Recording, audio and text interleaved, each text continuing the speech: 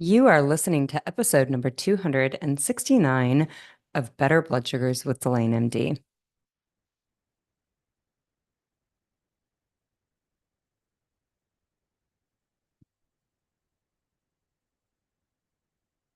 Hey there, and welcome to the podcast. I'm glad you're taking some time for you and for your health today and for the things that are important to you. I am honored that you're choosing to spend some of that time with me.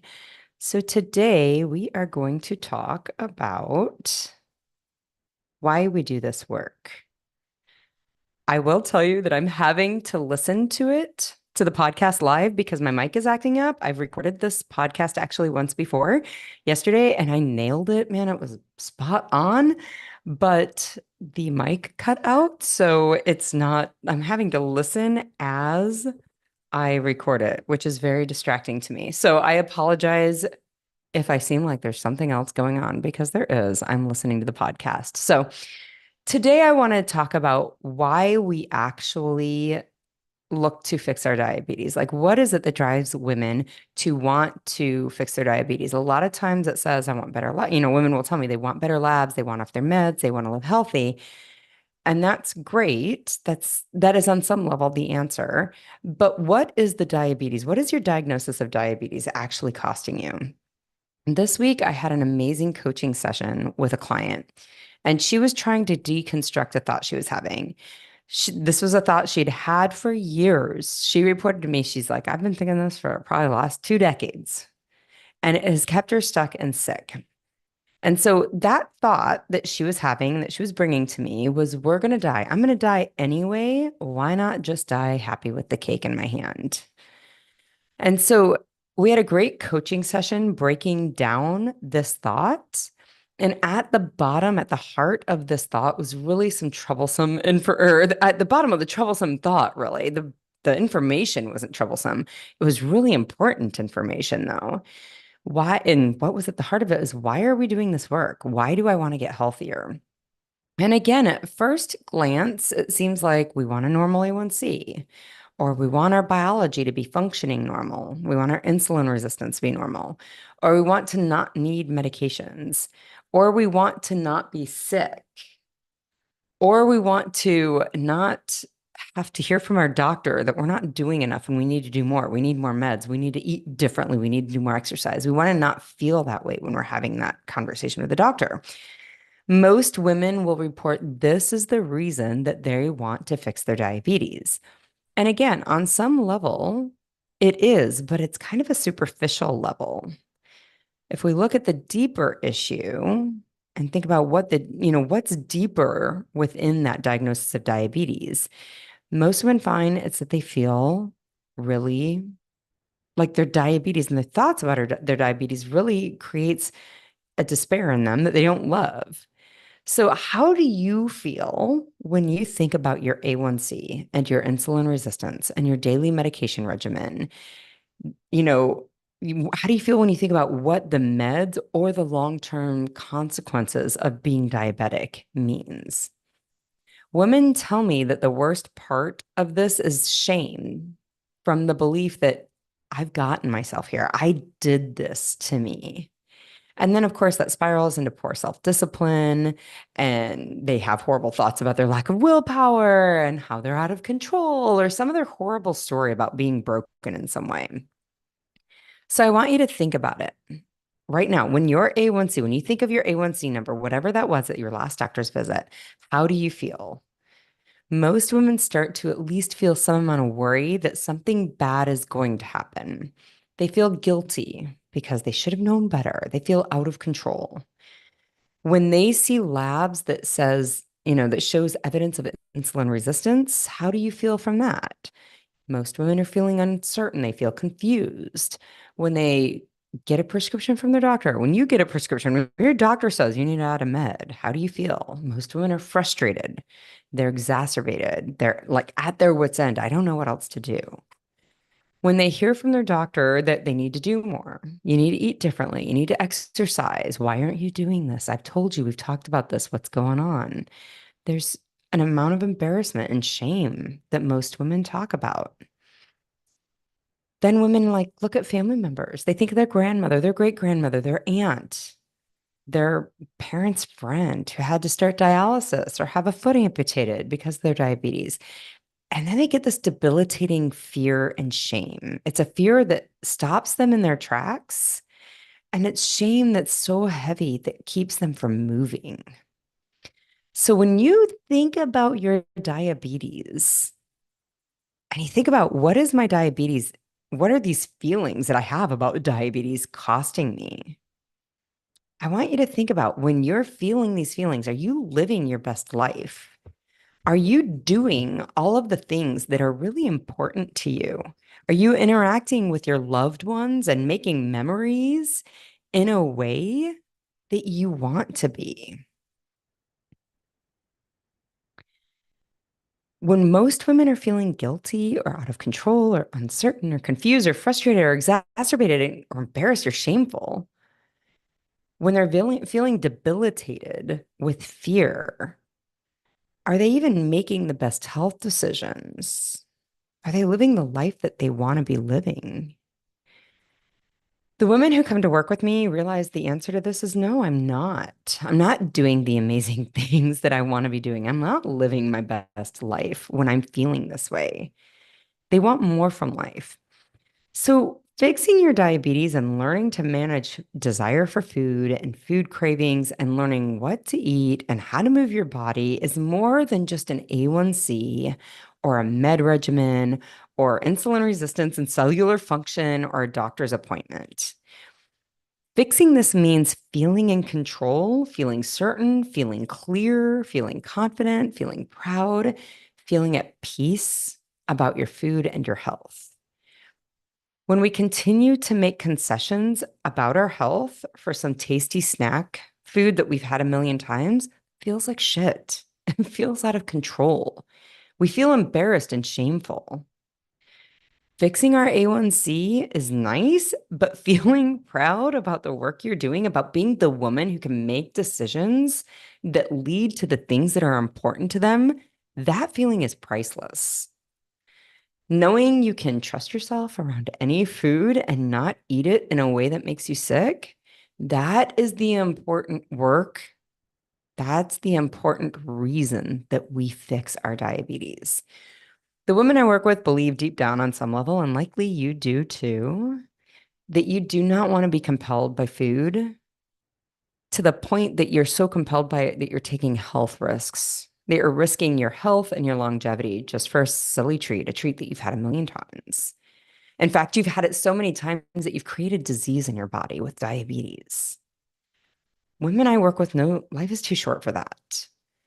You know that you should be able to live your life healthy, and you know that food is made for you, the food that makes us sick is made for you to want more of it despite it making you sick, right?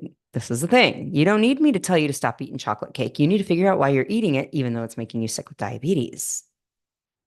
You believe that health will never come from a pill or a shot, and you need to figure this out. Deep down, you know that you want to learn how to not be sick with diabetes, and you want to learn how to live your life in that way. This is the conflict that we fix when we fix our diabetes. This is why women do this work. So I want to ask you, I want you to think about what you believe is keeping you from fixing your diabetes. What blocks you from that normal A1C? That normal A1C is a number that represents all of these other feelings, this feeling of in control, of pride, of peace. What is keeping you from normalizing your A1C?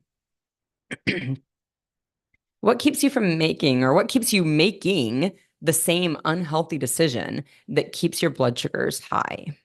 What is it that you do? What is it that you're doing that keeps making you make that unhealthy decision?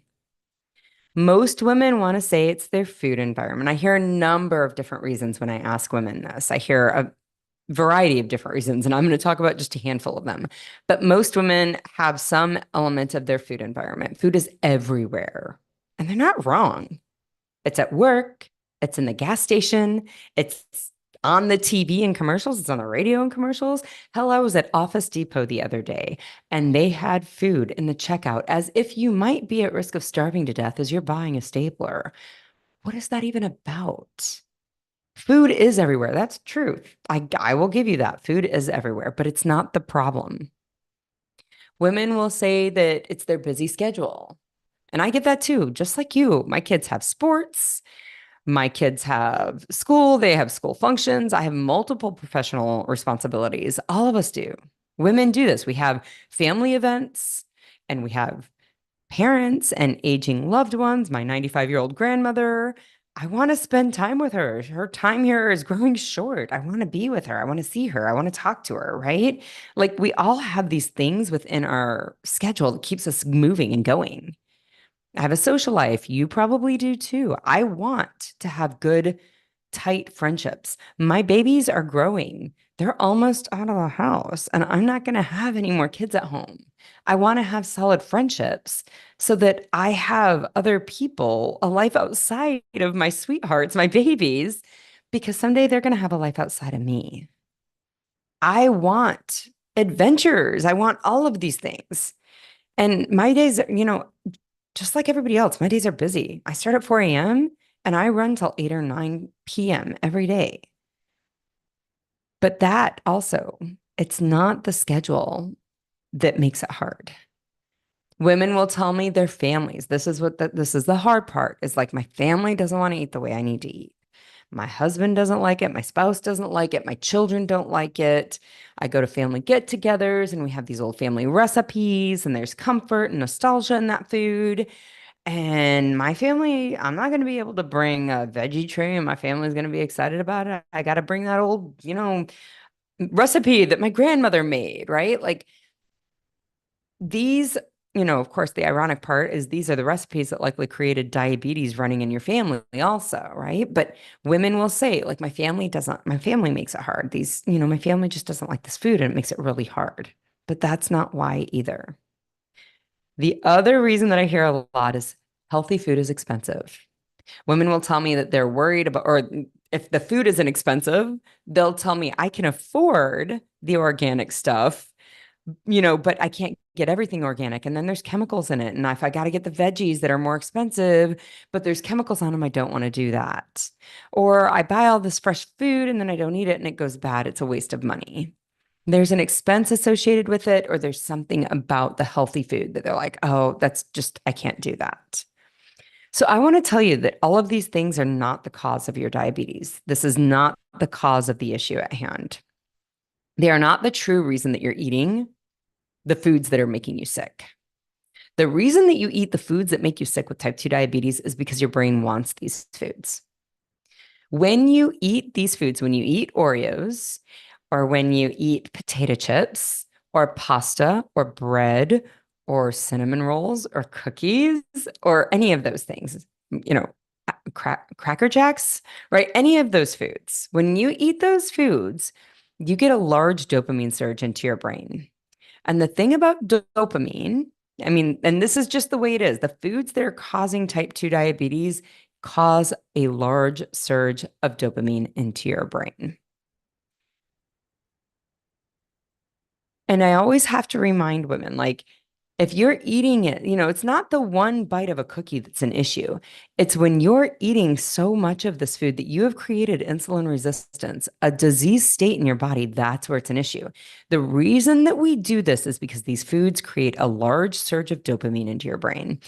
And that large surge of dopamine then motivates you heavily to repeat that behavior.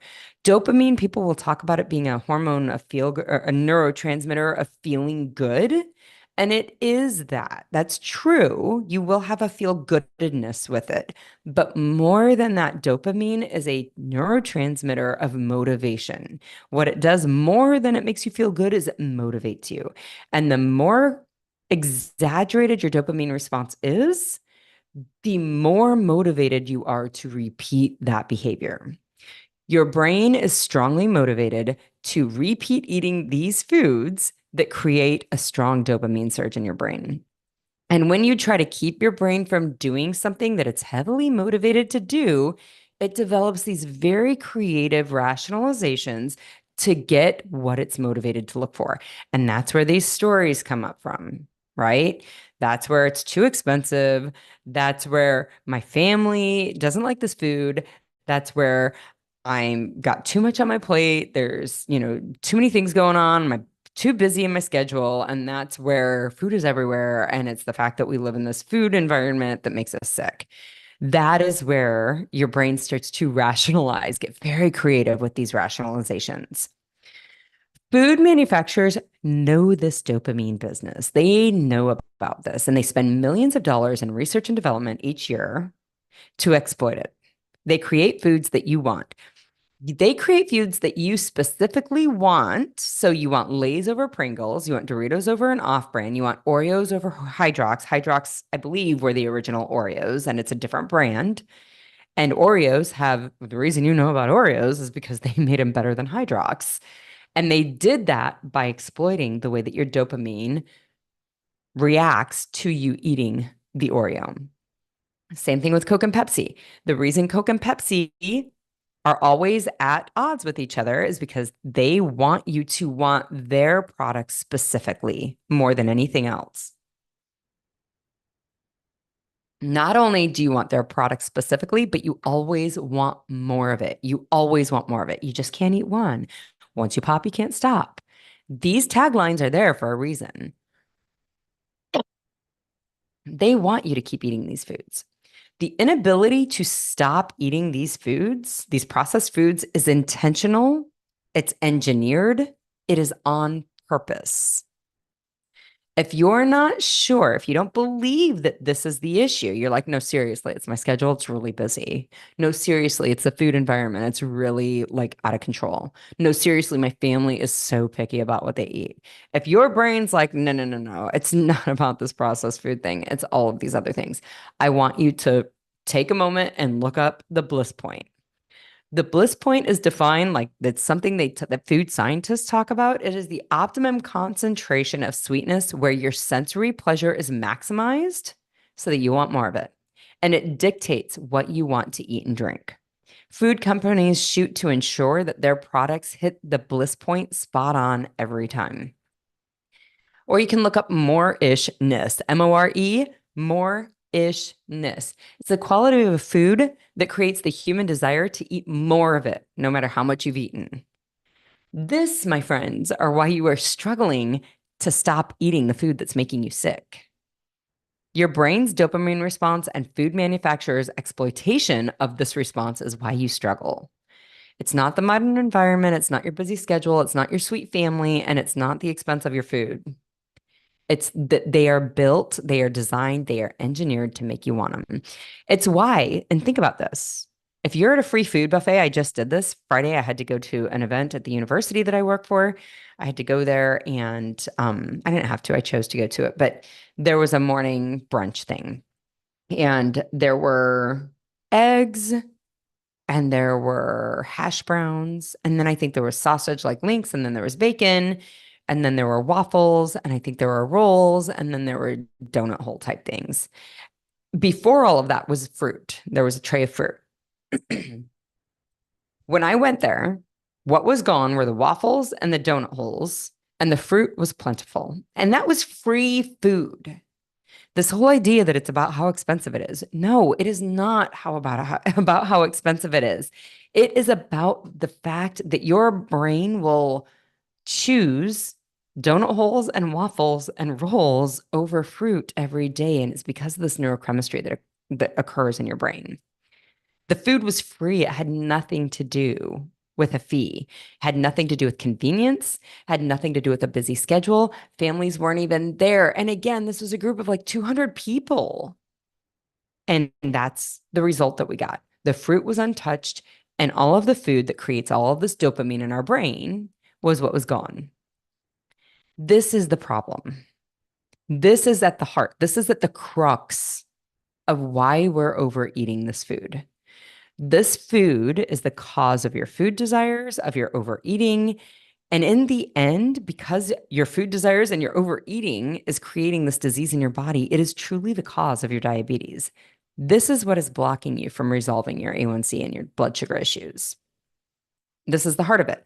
So let's go back to my coaching call, right? Like, what is the skill that has to be uncovered to help you move beyond some of these thoughts and beliefs towards your health goal, right? My client, her brain wanted the cake, and we used cake just as an example. It wasn't necessarily specifically cake, but her brain wanted this food that creates this dopamine surge so much that created this clever rationalization that, like, hey, girl, we're going to die something someday anyway. You might as well die happy with the cake in your belly. How do you handle these thoughts? Her brain gave her, why don't I just die happy with the cake? That thought drives confusion and then this feeling of permissiveness. Like, yeah, I guess so. That makes sense. I guess I'll do that. Similar thoughts that we have are, I'll start tomorrow, right? Again, it drives this permissiveness. One bite won't matter. That's another big one. These are three thoughts that I see very common with women. So when your brain is making a rationalization for the cake, how do you stop it? How do you change it? So let's take each of these thoughts one at a time. So when your brain offers you a thought in the form of a question, like, I got to die something else. Why not? Why stop this? Why not just die happy with the cake in my hand? When your brain offers you a thought in the form of a question, it does two things. It keeps you confused, and that confusion then is like, oh, I don't know what to do. I'll just do what I've always done, which is eat the cake. That's what's comfortable for your brain, even though it's making you sick. So when your brain offers you a thought in the form of a question, answer it because that stops the confusion. Do not let it sit in your brain in the question form. An unanswered question will confuse a brain. And again, that confusion, then you're just going to lead to what's familiar, and that's going to be eating the cake. So why not just eat the cake? We're going to die anyway. That's the thought in the brain. Answer, why not? When I asked my client to answer this question, she said, because I want to be in control of my food. She gave me three reasons. I want to be in control of my food, because I don't want to die the death of a diabetic, and because I believe that I am a healthy human and this is not the healthy way. Suddenly, instead of confused, she had an answer and she got clarity with that answer. That gave her a direct way forward. Like, oh, well, I'm going to die of something. Yeah, that's true. Why not have the cake? Because I want to be in control of the food. I don't want the food to control me because I know I'm going to die of something, but I don't want to be dying of diabetes because I know I want to be healthy. And this is not the healthy choice. Answer the question. There's so much power in that. The other thoughts that women give me, I'm going to start tomorrow. This was mine. I struggled and struggled and struggled. I always joke about the most expensive cupcake in the world. My kids had a birthday party, and there were special cupcakes that were, purchased for their birthday party. And there was one in my fridge. And I had been considering a coaching program, but it was really expensive with a specific coach. It was really expensive. And I was torn with paying the money. Even though I had the money, I was torn with paying it. And this cupcake was beckoning to me. And I knew at that point, I was like, girl, listen, if you're going to kick this, if you are going to get on top of your food cravings, you're going to have to invest the money that's necessary for it. If you want to put this behind you and be done with this, if that's important to you, you're going to have to invest this money. Because my brain was like, I'm going to eat that cupcake and I'll start tomorrow. And so I joke that that was the most expensive cupcake ever. But that coaching program helped me move past this. What they showed me is that thought, I will start tomorrow, is a thought error. A thought error are thoughts that produce results that are the exact opposite of the thought that you had. I will start tomorrow creates the result of you eating it. And then tomorrow, you're going to tell yourself the same thing. And here's how you know that, because you have practiced complying with that thought. So when it shows up, what you have done a lot is agree with the thought and eat the food and then tell yourself you start tomorrow. You have gotten very good at that. What you have not gotten good at is sitting with the desire for the food, for the cupcake, and not eating it. That's what you have not practiced. You've not done that at all. So, why will you think that tomorrow you're going to be more qualified to not eat the food than you are today? Because you've just practiced eating the food, not getting better at not eating the food. Okay. That's the challenge to this. That's the thought error that's here. When I started seeing this as the thought error that it was, suddenly it diffused it. It was no longer compelling to believe it. And again, if you're like, no, but like some days maybe I'll start tomorrow. No. If it was true that you would start tomorrow, you'd start today because chances are really good you said the same thing yesterday or the day before or the day before. Today is tomorrow. If you would start tomorrow, you'd be doing it today. Do not believe this thought error. One bite won't matter. That's another one. It's a thought error. And we've all said this, right? Like, one bite won't matter. So here's the deal, friends. If that were true, you wouldn't have to point it out. If it really wouldn't matter, you wouldn't have to be talking about it. Because one bite wouldn't matter. If that were the truth, it really wouldn't matter. You wouldn't say it, right? One bite won't matter leads to another bite and another bite and another bite. And then because you had all that salty stuff, you need a little sweetness to go ahead and even it out. So you have a few bites of the sweet stuff and then you kind of overdid it on the sweet stuff and you need to have a little bit more of the salty stuff and you have a couple bites of that. That's how one bite won't matter ends up. Most of us have proven that to ourselves 1,000 times. One bite really doesn't matter. The lie, the thought error is that it's never just one bite. And again, if one bite didn't matter, you wouldn't have to talk about it. One bite just wouldn't matter. We wouldn't be talking about it. Instead, one bite leads to another, to another, to another. And then we lead to enough at night and eat all the things. So this is how we coach through these things. When we get thoughts like this, that like, this one's keeping me stuck. I keep believing it. We got to challenge it. Because clearly the story you're telling yourself, the thought that you're telling yourself is not creating the results that you want. So let's challenge it. What else is true? Most women have to learn to see these thoughts as optional. It feels so real in the moment. I mean, one bite really wouldn't matter. But the reason that you have to tell yourself that one bite won't matter is because one bite does matter for you. And we have to see that. We have to see that that's a thought and it's optional. That's the only way you can get to a point where you can challenge them. And of course, that's easier with somebody who can help show you what your brain is telling you. Women bring these things to me and feel like they're really real and true. And through coaching, they're able to see that these are optional thoughts and decide which thoughts they want to keep and which are better left alone. Like, I need to drop this from my experience. It's not serving me. That's what I did with my client. And she's like, well, I got to die something anyway. I might as well die with the cake in my hand, right? Like, okay, we do have to die of something, but we might as well die with cake in our hand is like, not a helpful thought to your experience. And it's optional. We don't need to think that. That's not the only truth. We challenged it. Once you can let go of these thoughts, the thoughts that we believe are the source of our diabetes, it's the food environment, my busy life, my family doesn't like the food, food's expensive. Once we can let go of those thoughts, the food becomes not the issue, right? Like we can, oh, this is actually not what's going on. This thought is what's keeping me stuck. You can gain some control. You can gain some peace. You can make consistent decisions and you can create the health that you want. You can drop the frustration, the confusion, the worry, the guilt, the embarrassment. For the love of all that's holy, you can stop feeling shameful and like you're broken.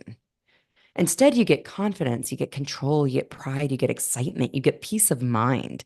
This, ladies, hear me. This is why we fix our diabetes. This right here. This is why you invest resources, both time and money, to doing this work. That is the important thing. It's really not the A1C. I mean, the A1C is nice. And, getting off your meds is nice. And all of those things create so many more experiences in your life. But life is too short to feel crappy because you're worried and shameful about your health all the time. So I do have help for you, right? Coaching, certainly. Like there's always my long-term coaching program, which is available anytime anybody's like, hell yes, let's go. I'm ready to put this behind me. But there is a shorter coaching program for the month of October, and it's directed at taming the chatter in your brain about food. It's really directed at this specifically. You can find out more information at delanamd.com/tame.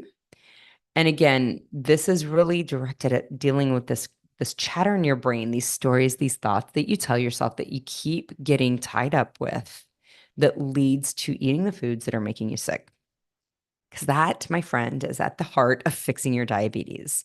We do this work so that we can have peace. So stop postponing the things that you need and start giving yourself the gift of this. Again, you can find out more about that specific program. It's 4 weeks, delanamd.com/tame. That is all I have for you this week. I will be back next week, but I do want to give you my warning about medications. If you have been medicated for your type 2 diabetes and you start making these dietary changes, please be very careful. You have been medicated for the way that you've eaten in the past. If you change the way you eat, you need to change your medications. And that means you need to call your primary care, the provider who wrote you the prescriptions, and you need to ask them, how can I share my blood sugar logs with you? And then they will tell you how they want you to share your blood sugar logs with them and how you can expect to hear medication changes from them.